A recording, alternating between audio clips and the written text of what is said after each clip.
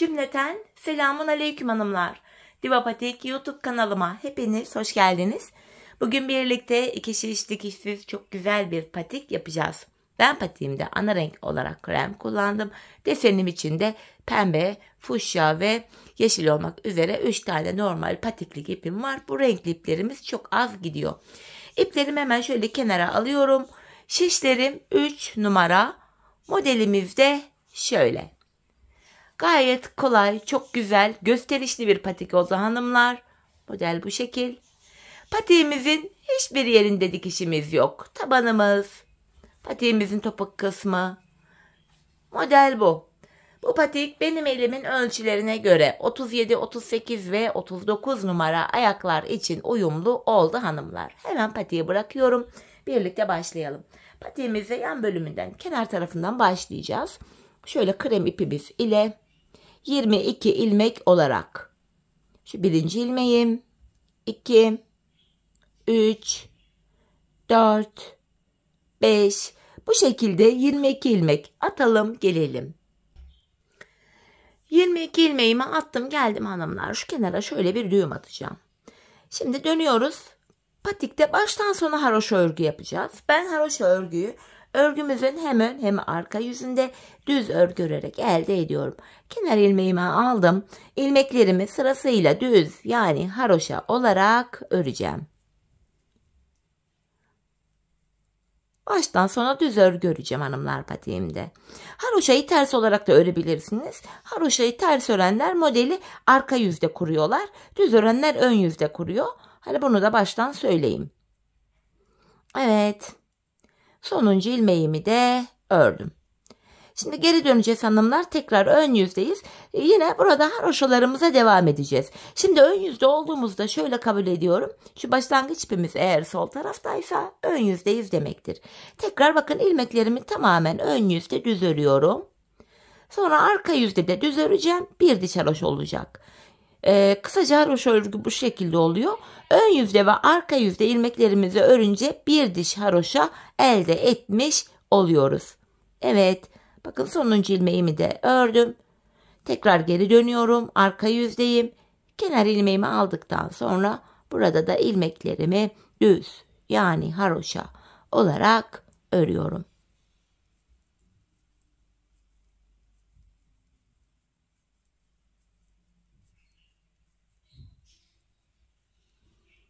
Sonuncu ilmeğimi de ördüm hanımlar. Şimdi geri döndüğümüzde şöyle bakıyoruz. Burada 2 diş haroşamız oluştu. Burada böyle haroşa örmeye devam edeceğiz. Hanımlar ben patiğimi şu kenar bölümüne toplamda 22 diş 22 sıra haroşa ördüm. Sonra modelime başladım. 22 diş haroşamı ördükten sonra sizlere mezura ile ölçüyü de vereceğim. Bu uzunluğu yan tarafın uzunluğunu ya da patiği büyük ya da küçük yapmak isteyenler olursa bu ya kenarını ona göre ayarlayacaksınız. Şimdi hep birlikte şu haroşalarımızı tamamlayalım gelelim ardından buluşalım. Evet hanımlar buraya 22 diş yani 22 sıra haroşamı ördüm geldim. Şimdi sizlere mezura ile ölçüyü vereceğim. Şöyle bakın. Şuraya sıfırlayarak boy ölçüsünü veriyorum. Şöyle. Ortalama 8,5 santim kadar ördüm. 40-41 numara yapacaklar burayı 9,5 santim yapabilir. 35-36 numara yapacak olanlar da burayı 7-7,5 santim arası örebilir. Evet hemen modele başlayacağız. Şuralardaki modelleri. Her bir modelimiz 6 sıradan oluşuyor. Toplamda 6 tane model var. İlk 3 model aynı şekilde yapılacak zaten. Şimdi ilk modeli yapacağız. Modelimizde hanımlar birinci sıradayız. Bu sıramızda kenar ilmeğimi aldıktan sonra şu ikinci ilmeğim 3, 4, 5, 6, 7, 8 tane kremimi ördüm. Şimdi iplerimi ekleyeceğim. Pembe ipimi alıyorum. Buraya 3 ilmek pembe öreceğim. 3 tane pembe. Şu birinci ilmeğim. Şu ikinci ilmeğim. Hemen 3. ilmekten önce şuraya bir düğüm atacağım. Pembe ipimin ucunu düğümlüyorum. Şu da 3. ilmeğim. Ardından da hemen fuşya ipimi ekleyeceğim hanımlar. Fuşya rengi ipimi. 3 ilmekte fuşya öreceğim. 3 tane fuşya. Şu birinci ilmeğim. Sırasıyla öreceğiz. Hemen ipimin ucunu yine düğümleyeceğim. Her eklediğimiz yeni ipte düğüm atmayı unutmayalım. Patiğimiz sökülür yoksa. Şu ikinci ilmeğim. Şu da üçüncü ilmeğim. Son olarak da yeşilimi ekleyeceğim hanımlar. Şöyle yeşilimi alıyorum. 6 ilmek de yeşil öreceğim buraya. 6 ilmek. Şu birinci ilmeğim. Yine yeşilin de ucunu düğümleyeceğim. Artık aynı iplerle bir daha düğümleme falan yok. Model bitene kadar öreceğiz. Şu ikinci yeşilim. Şu üçüncü. 4, 5, 6. Kalan 2 ilmeğimi örmeyeceğim. Geri dönüyorum hanımlar. Modelin ön yüzünde model kurulumu yaptık. Arka yüzde ilk ilmeğimi örerek başlıyorum.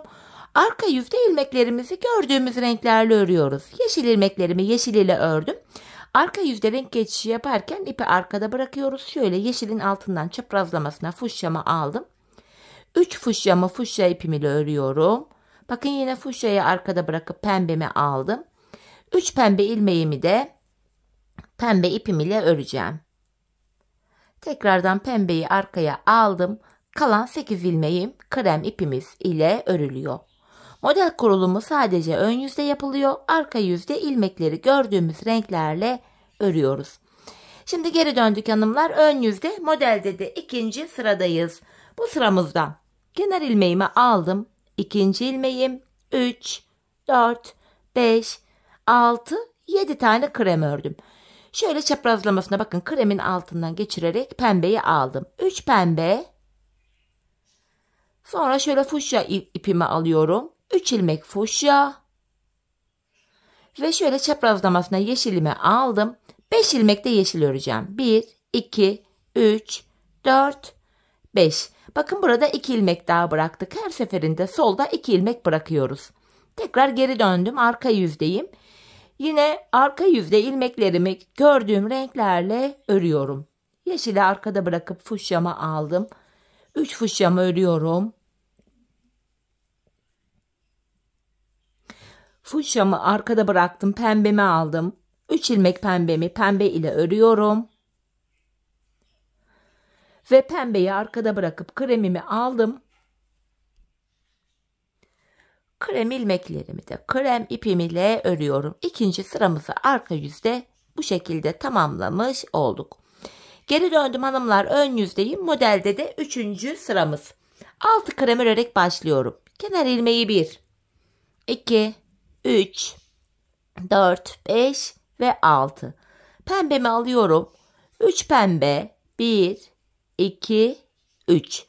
Fuşyamı alıyorum. 3 ilmek fuşya. Ve yeşilimi alıyorum. Şimdi de 4 ilmek yeşil öreceğim. 1, 2, 3, 4. Bakın solda 2 tane daha ilmek bırakmış olduk. Geri döndüm. Arka yüzde yine ilmeklerimizi gördüğüm renklerle örüyorum. Şöyle fuşya ilmeklerimi fuşya ipim ile öreceğim.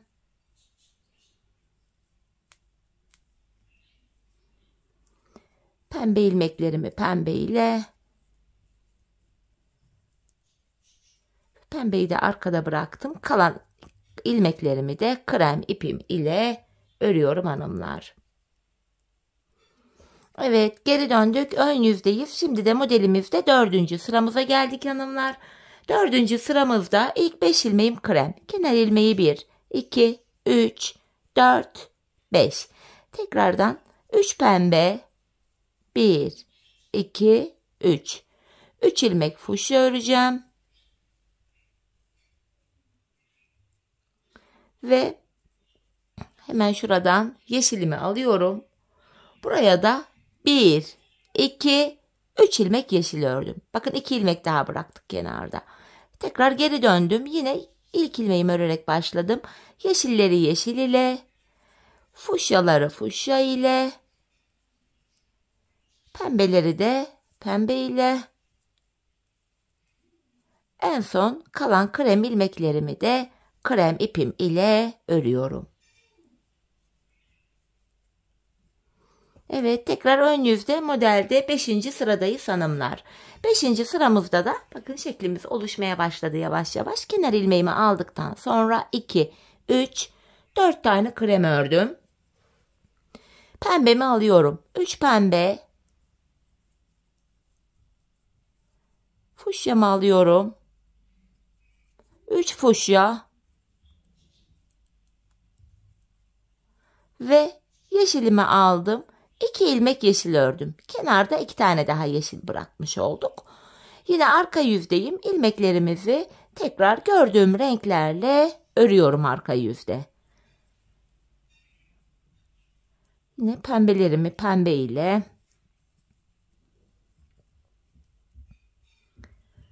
ve krem ilmeklerimi de krem ile örüyorum. Tekrar geri döndüm hanımlar. Ön yüzdeyiz. Modelimizde 6. ve sonuncu sıramızı yapacağız. Kenar ilmeğimi aldım. 2. ve 3. ilmeğimi örüyorum. Ardından tekrar pembemi aldım. 3 pembe. Hemen yanına 3 ilmek fuşya. Ve yeşilimi alıyorum. Buraya son kez bir tane yeşil ördüm. Bakın kenarda 2 tane daha yeşil bırakmış olduk. Tekrar geri dönüyorum hanımlar. Arka yüzdeyim. Arka yüzde yeşilimi yeşil ile ördükten sonra yeşili arkada bırakıp fuşya ipimi aldım. Fuşya ilmeklerimi yine fuşya ile örüyorum. Pembe ilmeklerim pembe ile ve krem ilmeklerimi de krem ile örüyorum. Böylece birinci dilimimizi yapmış olduk hanımlar. 6 sıradan oluşan ilk dilimimiz bitti. Desenimiz şöyle. Hanımlar şöyle göstereyim. Model aralarına böyle krem ipimiz ile tamamen bir diş haroşa örüyoruz. Sonra diğer dilime geçeceğiz. Şimdi krem ipimiz ile buraya bir diş haroşamızı öreceğiz hanımlar. Bu aşamada kenar ilmeğimizi aldık. Sıra sonuna kadar 22 ilmeğimiz vardı. İlmeklerin tamamını krem ile örelim. Arka yüzde de tekrar krem ile örelim. Ön yüzde buluşalım. Evet hanımlar, bir diş haroşamı ördüm geldim. Şimdi ikinci dilimi yapacağız. Şöyle. Hanımlar bakın ilk dilimle aynı şekilde yapılacak. Aynı modeli kuracağız. İlk dilimde 6 sıradan oluşan ilk dilimde ilk sırayı nasıl yapmıştık? Şimdi aynısını tekrar edeceğiz. Kenar ilmeğimi aldım. 2, 3, 4, 5, 6, 7, 8 tane krem ördüm. Alttan pembemi alıyorum. 3 tane pembe. Bakın aynı işlemi uyguluyorum. 3 pembe. Alttan şöyle fuşya ipimi getiriyorum. 3 ilmek fuşya. Ve alttan yine şöyle yeşil ipimi alıyorum. 6 ilmek yeşil örüyorum. 3, 4, 5, 6. Kalan 2 ilmeği örmüyoruz hanımlar. Arka yüzde yine ilmeklerimizi normal haroşa olarak örüyoruz. İlk dilimi nasıl yaptıysak bu ikinci de aynı şekilde, aynı hizada, aynı sayılarla yapılıyor hanımlar. Şöyle pembe ipimi alıyorum. Pembe ilmeklerimi pembe ipim ile örüyorum. Tekrardan şöyle krem ipimi aldım. Krem ilmeklerimi de krem ipim ile örüyorum. Birinci sırayı arka yüzde böylece tamamlamış oluyoruz. Şimdi ön yüzde ikinci sırayla devam edeceğiz. İkinci sırada da 7 krem öreceğiz. 3 pembe, 3 fuşya, 5 yeşil örüp geri döneceğiz. Her sırada kenarda 2'şer ilmek bırakıyoruz. 6 sıradan oluşan ikinci modeli de tamamlayacağız. Kafası karışan olursa da ilk modelin bütün sıralamalarını tek tek ilmek ilmek hem gösterdim hem söyledim. Bu şekilde yaptım. Dediğim gibi ilk modelin videoyu biraz geri alarak ilk modelin sıralamalarını takip ederek ikinci modeli de yapabilirsiniz. Zaten aynı modelden toplamda bakın 1, 2, 3 tane yapılacak. Şimdi ikinci model bittikten sonra yine bir diş haroşa öreceğiz. Ardından üçüncü modeli yapacağız. Üçüncü modelin bitiminde yine bir diş haroşayı öreceğiz hanımlar. Ardından bu 3 modeli tamamlayınca gelelim. Ardından diğer üçlü modele geçeceğiz. Bu diğer üçlü modelin kurulumu da tam tersi olacak. Bunları da yine birlikte başlayalım. Evet hanımlar, toplamda 3 tane model yaptım geldim. En son bir diş haroşamı krem ipim ile ördüm. Şimdi diğer 3 modele geçeceğiz. Bakın şuradaki modelleri. 6 sıradan oluşan modelimizi bu defa tersten kuracağız. Şöyle modelde birinci sıramız hanımlar. Kenar ilmeğimi aldım. İkinci ve üçüncü ilmeğimi krem ipim ile örüyorum. Hemen alttan şöyle pembe ipimi aldım. 3 kremden sonra 3 pembe, 3 ilmek fuşya 1, 2, 3 ve bir tane de yeşil örüyorum. Ardından geri dönüyorum. Yine arka yüzde ilmeklerimizi gördüğümüz renklerle örüyoruz hanımlar. Yeşilimi yeşil ile ördüm. Fuşya ilmeklerimi fuşya ile örüyorum. Burada 3 pembe ilmeğim var. Pembe ilmeklerimi de pembe ipim ile ördüm. Kalan 3 ilmeğim krem ile örülüyor. Modelimizin birinci sırasını bu şekilde yaptık hanımlar. Geri dönüyorum ön yüzde. Modelde ikinci sıradayız. Kenar ilmeğimi alıyorum. 2, 3 ve 4 tane krem ördüm. Ardından pembemi alıyorum. 3 pembe, 1, 2, 3. Fuşyamı aldım. 3 ilmek fuşya ve yeşilimi alıyorum. Buraya 2 ilmek yeşil öreceğim. Bu defa ikişer ikişer ilmek artarak gidecek burada hanımlar. Geri dönüyorum. Yine arka yüzde ilmeklerimizi gördüğümüz renklerle örüyorum. 3 fuşyamı örüyorum.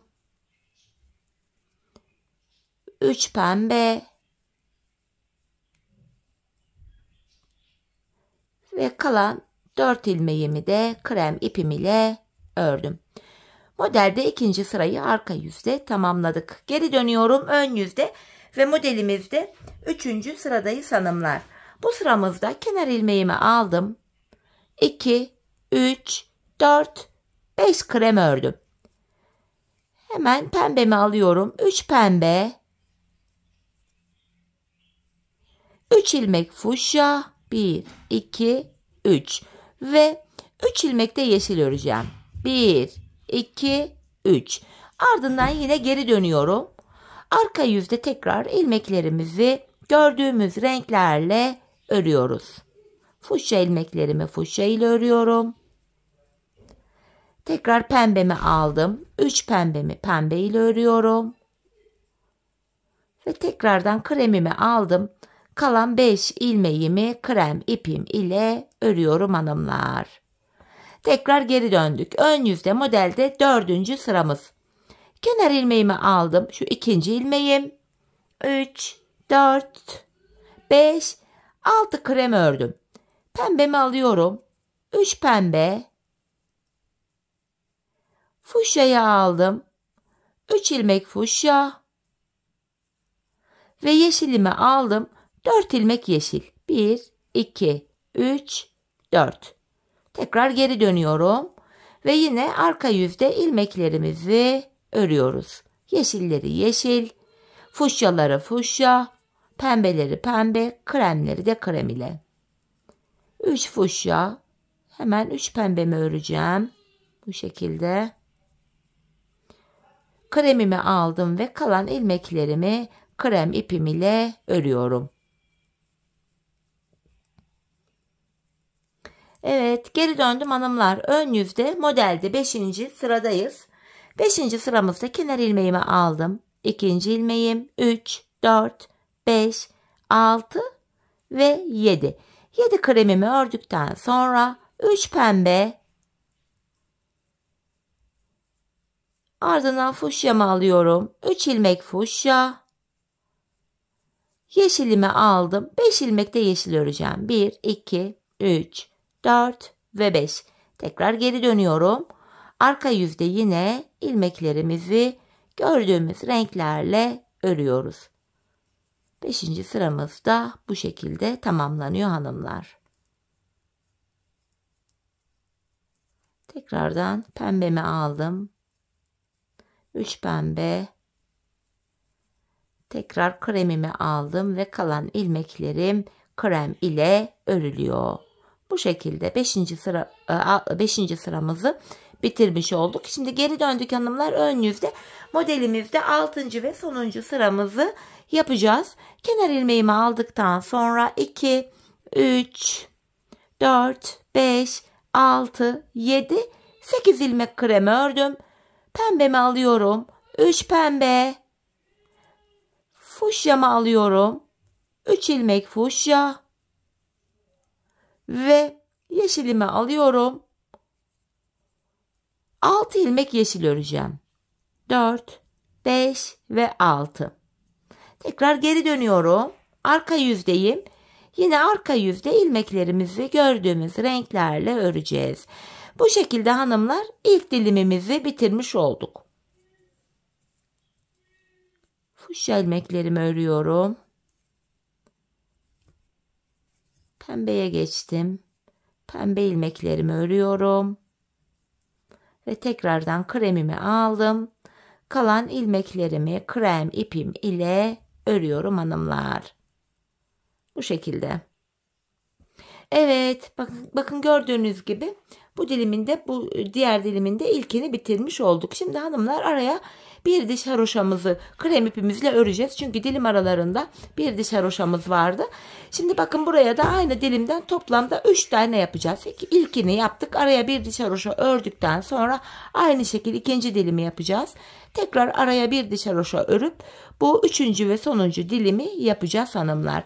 Bu şekilde yine kafası karışacak olursa bu yaptığımız dilimin sıralamalarını takip ederek videoyu biraz geri alarak bu sıralamaları takip ederek diğer dilimleri de yapabilirsiniz. Buraya toplam yine ilkini birlikte yaptık. İkinciyi ve üçüncüyü de yapalım gelelim hanımlar, ardından birlikte devam edeceğiz. Evet hanımlar, buraya da toplam 3 tane modelimi yaptım geldim. Patiğimizin ön bölümünü böylece tamamladık. Şimdi ilmeklerimizin tamamını krem ipimiz ile öreceğiz. Ve renkli iplerimizi de keseceğiz artık. Patiğimizin devamında renkli ipleri kullanmayacağız çünkü. Bakın pembe ipim ilmeğime kadar ördüm. Şimdi pembe ilmeğimi keseceğim. Şöyle ipimin ucunu düğümlüyorum yine. Şuraya düğümümü attım. İlmeklerimi yine örmeye devam edeceğim. Tekrar fuşya ilmeğimi de ördüm. Buradaki fuşya ipimi de keseceğim artık hanımlar. Renkliklerin tamamı bu sırada kesiliyor. Ve fuşyamın ucunu da buraya şöyle düğümlüyorum. Yine örmeye devam ediyorum. Bakın iplerimizin ucunu gizleyerek götürdüm. Bu yeşili de ördükten sonra artık yeşil ipimi de keseceğim hanımlar. Şöyle. En son yeşil ipimin ucunu da düğümlüyorum buraya. Şöyle bu renklikleri artık çekebiliriz. Sıra sonuna kadar ilmeklerimin hepsini örüyorum. Şöyle. Evet. Bakın sıra sonuna kadar ilmeklerimizi ördük. Şimdi geri dönüyorum. Burada yine krem ipimiz ile haroşalarımıza devam edeceğiz. Kenar ilmeğimi aldıktan sonra diğer ilmeklerimi de yine örüyorum.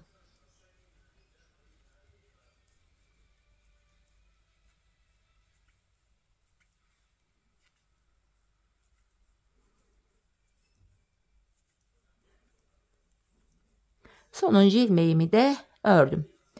Şimdi baktığımız anda hanımlar burada bir diş haroşamız oluştu. Patiğimizin bu kenarına ben 22 diş yani 22 sıra haroşa örmüştüm. Buraya da aynı sayıda haroşalarımı öreceğim. Sizler bu kenara kaç sıra haroşa ördüyseniz buraya da aynı sayıda yapmanız gerekiyor. Şimdi hep birlikte bu patiğimizin diğer kenarında tamamlayalım gelelim. Evet hanımlar, buraya 22 diş yani 22 sıra haroşamı ördüm geldim. Şimdi bu ilmeklerimizi keseceğiz. İkişer ikişer toplayarak ilmeklerimi kesiyorum. Bu aşamada biraz gevşek bir kesim yapalım.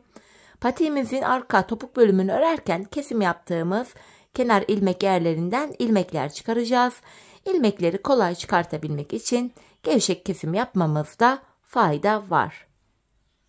Bu şekilde ilmeklerimin tamamını kesiyorum.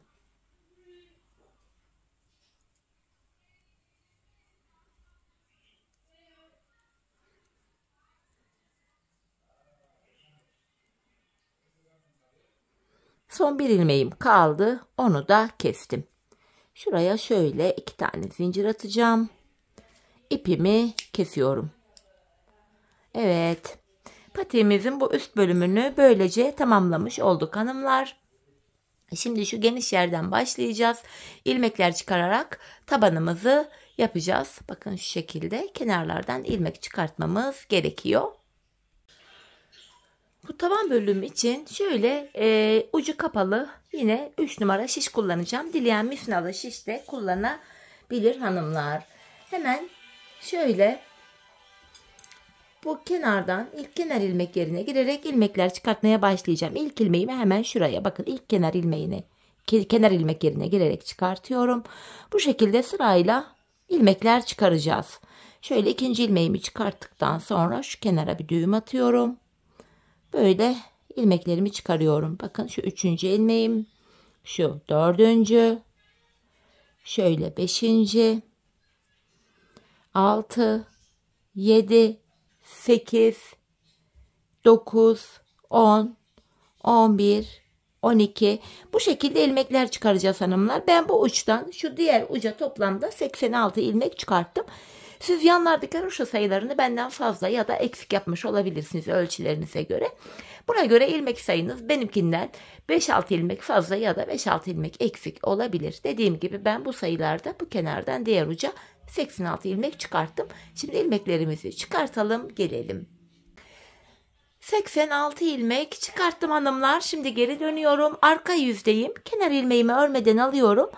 Bu aşamada ilmeklerimizi sıra sonuna kadar yine haroşa, yani düz olarak örüyoruz. Bu şekilde sıra sonuna kadar ilmekleri örelim, gelelim. Sıra sonuna kadar ilmeklerimi ördüm, geri dönüyorum. Şimdi burundan başlayarak tabanımızı öreceğiz hanımlar. Şimdi toplamda 86 ilmeğim var. 8 ilmek buruna ayıracağım hanımlar. Hesaplama ilmek sayınız kaç olursa olsun böyle yapılacak. 8 ilmek çıkartıyorum 86'dan. Geriye 78 ilmek kalıyor. 78 ilmeği de iki yana eşit paylaştırınca yanlara 39'ar ilmek düşüyor. Ayrım böyle yapılıyor. Şimdi tabanımızı örebilmek için ilk kenardan 39 ilmeğimizi öreceğim.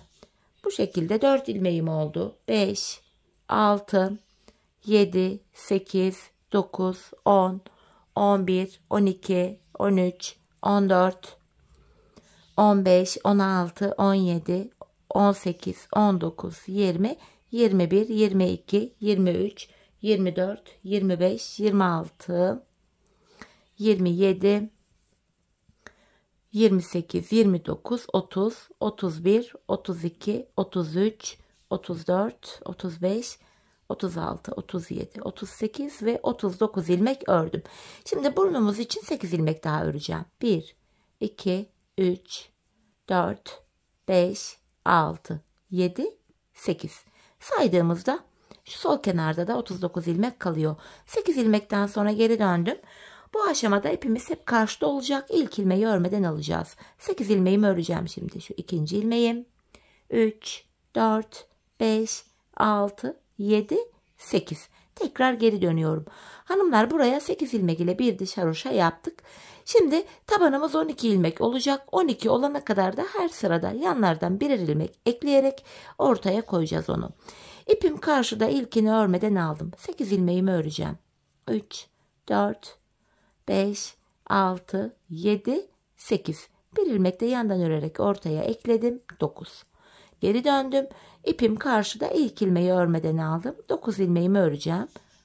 5, 6, 7, 8, 9. Bir ilmek de yandan örerek ortaya ekledim. 10 oldu. Geri döndüm. İpim karşıda, ilkini örmeden aldım. 10 ilmeğimi öreceğim. 4, 5, 6, 7, 8, 9, 10. Bir ilmek de yandan örerek ekledim. 11. Geri döndüm, arka yüzdeyim. İpim karşıda, ilk ilmeği örmeden aldım. 11 ilmek öreceğim. 5, 6, 7, 8, 9, 10, 11. Bir ilmek de yandan örerek ekledim ortaya. 12. 12 ilmek oldu. Şimdi 12 ilmek ile kesimleri yapacağız. Yani ilk 11 ilmeği öreceğim. 12. de kesimimi yapacağım. Yine ip karşıda, ilkini örmeden aldım. 2, 3, 4, 5, 6, 7, 8, 9, 10, 11. 12.yi örerken yandan da bir ilmek alıp ikisini kesiyorum. Kesimden sonra geri döndüm. Yine ip karşıda ve ilk ilmeği örmeden aldım. 2, 3, 4, 5, 6, 7, 8, 9, 10, 11. 12. de yine yandan da bir ilmek alıp kesimimi yapıyorum. Kesimlerden sonra geri dönüyoruz. Aynı işlemi yapıyoruz hanımlar. İkinci ilmeğim 3, 4, 5, 6, 7, 8, 9, 10, 11. 12. de tekrar yandan bir ilmek alıp ikisini kestim. Taban kesimi 12 ilmek ile böyle yapılıyor. Hanımlar biz bu kesme işlemine sağ ve sol şişimizde kenarlarda son ikişer ilmek kalana kadar devam edeceğiz. Şimdi hep birlikte tabanımızı örelim gelelim. Evet hanımlar, tabanımı ördüm ve geldim. Sağda ve solda ikişer ilmeğim kaldı. Yine devam ediyorum. İpim karşıda. İlk ilmeği aldım. Yine burada bakın 4, 5, 6, 7, 8, 9, 10, 11 ilmek ördüm. 12. de şöyle kesimimi yapıyorum. Şu kenarda bir ilmek kaldı. Geri döndüm. Yine ip karşıda. İlk ilmeği aldım. Öndeki 2 ilmeği kesiyorum hanımlar. Bakın birlikte ördüm. Şimdi şu son 2 hariç şu tabanda son 3 kalana kadar ilmekleri örüyorum. Çünkü topukta da bir kesim yapıyoruz böylece. Bakın son 3 kaldı. Buradaki 2 ilmeği de kestim. Sonuncu ilmeği örerken yandan da bir ilmek alıp ikisini örüyorum. Yanlarda birer ilmek kaldı. Şimdi burada artık son 2 ilmek kalana kadar öreceğiz. Çünkü kenarda kesilecek sadece bir ilmeğimiz kaldı. Son 2 kalana kadar ördüm. Son 2 ilmeğimi kesiyorum. Geri döndüm. Yine ipim karşıda, ilk ilmeğimi aldım. Öndeki 2 ilmeğimi tekrar kesiyorum. Şurada son bir hariç tabanda 2 kalana kadar, tabanda 3 kalana kadar örüyorum. Bakın 3 kaldı. Öndeki 2 ilmeği kestim. Sonuncuyu örerken yandakini de alıp birlikte örüyorum. Geri döndük. Burada hanımlar bakın 8 ilmek kaldı ve 8 ilmek ile artık şu arka bölümü yapacağız. Burada yapacağımız işlem şöyle. İp karşıda, ilkini örmeden aldım. Son 2 ilmeğim kalana kadar örüyorum. Son 2 ilmeğimi kestim ve şuralarda kenar ilmek yerleri var. Bakın ilk kenar ilmek yerine ilmeğin 2 kanadına birden girerek tekrar ilmek çıkarttım. Yeniden 8 ilmeğim oldu. Bu şekilde hem arka bölümü örmüş oluyoruz hem de arka bölüm şu kenarlara eklenmiş oluyor. Şimdi geri dönüyorum. İpim karşıda, ilkini örmeden aldım. Tekrar son 2 ilmeğim kalana kadar örüyorum. Son 2 ilmeğimi kestim. Bu sağ kenarda ilmek çıkartırken geri dönüyorum. Ön yüzde çıkaracağım. Hemen şuradaki ilk kenar ilmek yerine girerek buradan da şöyle ilmeğimi çıkarttım. Patiğimizin arkası böyle yapılıyor. Yeniden bakın son 2 kalana kadar ördüm. Son 2 ilmeğimi kesiyorum ve bir sonraki kenar ilmek yerinden ilmek çıkarttım. Geri dönüyorum. Yine ip karşıda, ilk ilmeği örmeden aldım. Tekrar son 2 ilmeğim kalana kadar örüyorum. Son 2 ilmeğimi kestim. Geri dönüyorum ve bir sonraki kenar ilmek yerinden ilmek çıkartıyorum. Patiğimizin arkası böyle yapılacak. Biz bu işleme son kenar ilmek yerlerine gelene kadar, yani şu 2 uca gelene kadar devam edeceğiz. Şimdi patiğimizin arkasını hep birlikte örelim, ardından buluşalım. Evet hanımlar, son kenar ilmek yerlerine gelene kadar arka bölümü ördüm. Şimdi de ilmeklerimi kesiyorum. İkişer ikişer toplayarak kesimimi yapıyorum. Son bir ilmeğim kaldı. Onu da kestim. Şimdi kenarda şöyle yüksek tümsek bir görüntü oluşmasın diye şurada hemen dibine batarak burayı düzledim. Bir tane de zincirimi çektim ve ipimi kesiyorum. Bu şekilde patiğimizin bu örgü bölümünü tamamladık. Hemen şurada iplerimizin uçları var. Kenarlardan kalan. Bunları da bir güzel arka ilmek aralarına girerek gizliyoruz hanımlar. Şöyle. Hani ayağı giydikten sonra bu ipler çıkmasın dışarı, çirkin bir görüntü oluşur. Şöyle güzelce gizliyoruz. Şu diğer uçlarımızı da gizleyeceğim yine. Sonra da kenar oyamızı yapacağız. Tığlamamızı yapacağız. Evet, bir tane ipim kaldı. Onu da yine şöyle gizliyorum.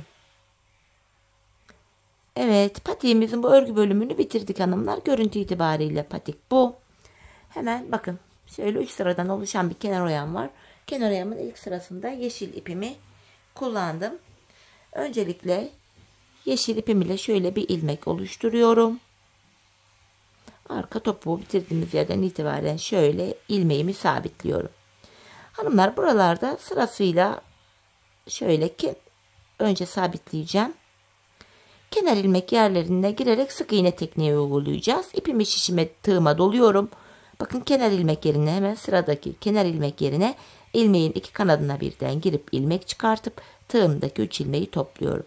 Tekrar ipimi tığıma doladım. Kenar ilmek yerine batıp ilmek çıkarttım ve tığımdaki 3 ilmeği birden topluyorum. Bu şekilde kenar oyamızın ilk sırası yapılıyor hanımlar. Böyle. Biz bu işleme patiğimizin etrafını dolanarak devam edeceğiz. Ta ki şu ilk başladığımız yere kadar kenar oyamızın ilk sırasını bu şekilde tamamlayalım, gelelim.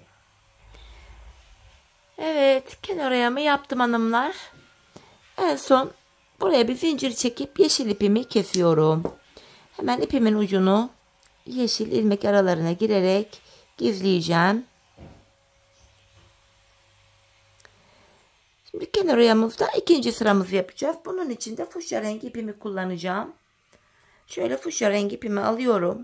Yine bir ilmek oluşturacağım şöyle. Tekrardan yeşili nasıl yaptıysak fuşya da aynı şekilde yapılıyor hanımlar. Hemen şuraya ilmeğimi sabitliyorum. Yeşil sık iğnenin içine girerek ipimi tığıma doluyorum. Bakın, kenar ilmek yerlerine girerek ilmekler çıkartarak böyle sık iğne yapıyoruz hanımlar. Bakın, yine ipimi tığıma doladım. Yeşil sık iğnenin içine batarak ilmek çıkartıyorum. Tığımdaki ilmekleri topluyorum. Yeşilin üzerine batarak yine aynı şekil kenar oyamızı yapıyoruz hanımlar. Şöyle. Yine bu şekilde patiğimizin çevresini şöyle ilk başladığımız yere kadar dolanalım, gelelim. Evet hanımlar, ilk başladığım yere kadar kenar oyamın ikinci sırasını da yaptım. Yine bir tane zincir çekip buraya ipimi kesiyorum. Bu fuşya ipimi de şöyle ilmek aralarına girerek gizleyeceğim ipin ucunu. Şu şekilde. Şimdi kenar oyamızda 3. sıramız. Bunda da diğer pembe ipimi kullanacağım. Şöyle pembemi alıyorum. Bu defa ters sık iğne yöntemi uygulayacağız hanımlar. Şöyle bir ilmek oluşturuyorum. Bunu bitirdiğimiz yerden itibaren yine şuraya bakın, batarak ilmeğimi sabitledim. Bu defa geri geri gideceğiz. Bakın, bir gerideki fuşya sık iğnenin içine girip ilmek çıkartıyorum. Tığımdaki ilmekleri topluyorum. Bir geriye girerek ilmek çıkarttım. Tığımdaki ilmekleri topluyorum. Burada da bu şekil ters sık iğne yapıyoruz. Yani geri geri gidiyoruz. Bakın, bir gerideki sağ taraftaki sık iğnenin içine girip ilmek çıkartıp tığımdaki ilmeklerimi topluyorum. Kenar oyamızda 3. ve sonuncu sıramız bu şekilde yapılıyor hanımlar. Yine patiğimizin çevresini bu şekilde şu ilk başladığımız yere kadar dolanalım, gelelim. Evet hanımlar, kenar oyamın 3. sırasını da bu şekilde tamamladım. Şimdi buraya da bir tane zincir çekip pembe ipimi de kesiyorum. Böylece patiğimizi tamamladık. Hemen ipimin ucunu gizleyeceğim. Sonra patiğimize bakalım. Şöyle ilmek aralarına girerek iplerimin uçlarını gizliyorum hanımlar. Şöyle. Evet. Patiğimizi tamamladık hanımlar. Bakın, görüntü itibariyle patiğimiz bu. Haroşa örgü olduğu için şöyle göstereyim. Esneklik payını gayet esnek, ayağı saran, ayaktan çıkmayan bir model oldu. Hemen manken ayağıma da giydireyim hanımlar. Birlikte ayağımızda da görelim. Ayaktaki duruşuna bakalım. Çok güzel, çok kolay, örmesi zevkli bir modeldi. Patiğimi ben çok beğenerek, çok severek yaptım. Umarım sizler de patiğinizi benimle birlikte beğenerek, severek yaparsınız. Yapacak olanlara da şimdiden kolay gelsin diyorum hanımlar. Buyurun, patiğimizin ayaktaki duruşu da bu şekilde. Gördüğünüz gibi çok güzel, çok şık oldu. Kenar oyamız da böyle çok yakıştı. Patiğimizin yandan duruşu, tabanımız, patiğimizin topu, model bu. Evet hanımlar, yine birlikte güzel bir modelin daha sonuna geldik. Umarım sizlere faydalı, hoş bir video olmuştur. Yeni modellerde, yeni videolarda buluşmak dileğiyle. Şimdilik hoşça kalın, sağlıcakla kalın.